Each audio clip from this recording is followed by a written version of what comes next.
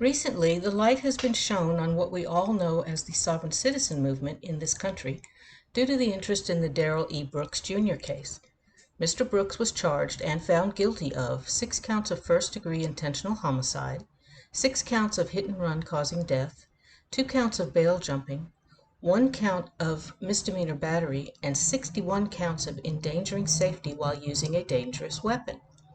This happened in December of 2021 when he drove his mother's SUV straight through a Christmas parade in Waukesha, Wisconsin.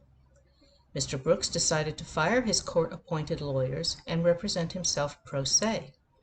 He used multiple SOV-sit script notations in his defense, which he no doubt learned from jailhouse lawyers. The SOV-sit movement has its roots in the 1950s and 60s and began with a ragtag number of folks all over the country who were dissatisfied with our system of taxation. It seems to me that it always comes back to taxes.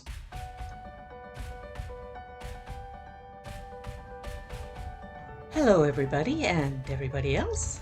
My name is ScrypKat and this is ScrypKat Says. So who are these folks? How has the movement developed over the past 60 years? Mine is not the first video to look into this movement.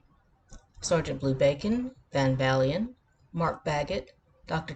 TODD GRANDE, and even Schrödinger's cat have done terrific videos highlighting people who believe the philosophy of sovereign citizenship.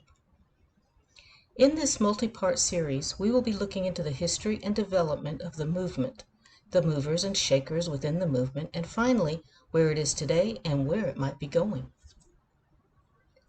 Let's start with what and who sovereign citizens are. The FBI has stated that sovereign citizens are not a unified group, but are a movement of loosely affiliated, similarly minded individuals. They are considered a serious domestic threat. As you may have guessed, the term sovereign citizen is a nonsensical term. Only nations and states are sovereign, not the citizens within their territories. The term comes from the writings of early leaders who stated that all citizens are sovereign and not subject to the laws of man. Note I said the laws of man. At its core, this movement is based on a certain religiosity which has been coined as Christian. It is far from any Christian philosophy I'm aware of. All you have to do is think of the Westboro Baptist Church to see where I'm going with this. The so-called religion which is at the base of the SOV-sit creed is called the Christian identity theology. Christian identity focuses on the notion that only the Protestant Christian Bible contains any laws that man has to follow. Biblical laws were interpreted to only include those that showed actual harm to another person or his property. I am using male pronouns exclusively for a reason. In reality, Christian identity theology is wholly anti-Semitic, as they believe all Jews are part of the worldwide financial institutions which keep people enslaved through mortgages, student loans, etc. They are seriously racist, as only whites of Northern European descent are considered to be the chosen people of God. Blacks and any other dark-skinned people are mud people. Before the Civil Rights Movement took hold, these folks were right up there with the Ku Klux Klan in their anti-black rhetoric and actions. Catholics, the Orthodox, Episcopalians, and Anglicans do not escape the wrath of its adherents. This theology is also misogynist, as it relies heavily on St. Paul's admonishment that wives obey their husbands and no woman is to be allowed to teach religion. And of course, the book of Leviticus ruling on homosexuality are a well-known trope. While the vehement whites-only rhetoric has toned down a bit over the years, and most of the current adherents of sovereign citizenship movement don't really put an emphasis on color, they are still mostly white folk. Many of the early leaders of the Christian identity theology considered themselves to be pastors, quote unquote, and set up churches, quote unquote, to, you guessed it, avoid paying taxes. So what do they believe? More specifically, what don't they believe in? They don't believe in paying taxes, registering their vehicles of any kind, obtaining driver's licenses, or obtaining vehicle insurance. If they can get away with it, they do not vaccinate themselves or their children, and if the schools push back, they turn to homeschooling. They frequently commit welfare fraud and the hiding of assets.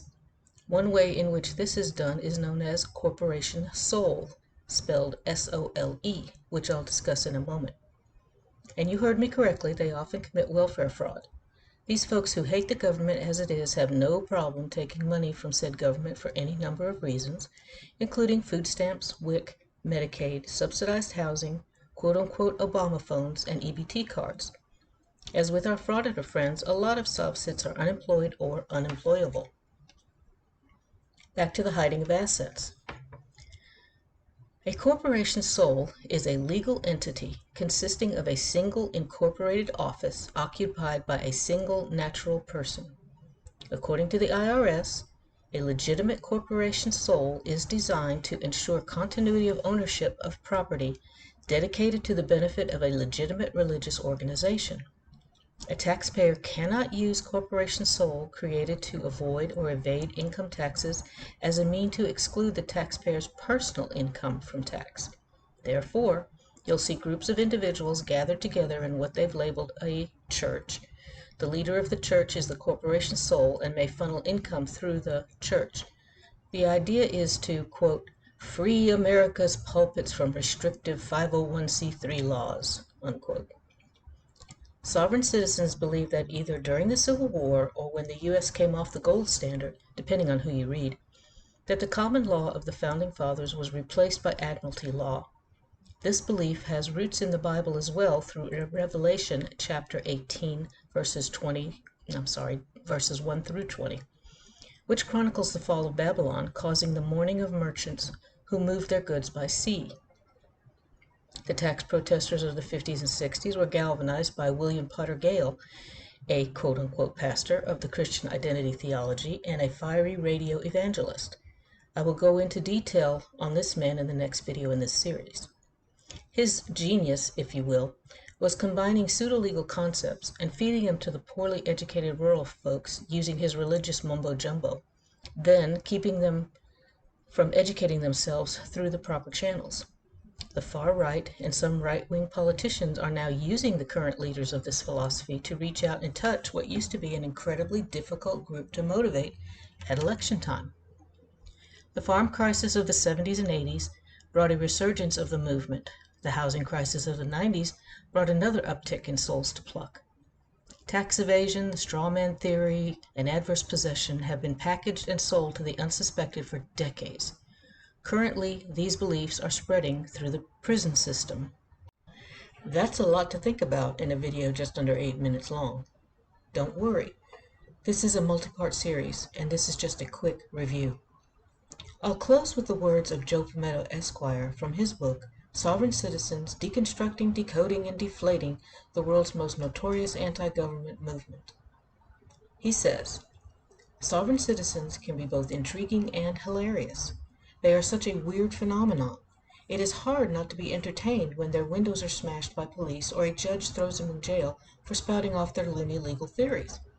And the vast majority are harmless, but some of them are not. Some of them are deadly serious about their anti-government views. There are healthy ways to protest government. Sovereign citizen ideology is not one of them. Join me next time for part 2 of the goofiest story ever told, the Sovereign Citizen Movement. And remember, ScrypKat says, don't fall for everything you see on the internet. Bye for now.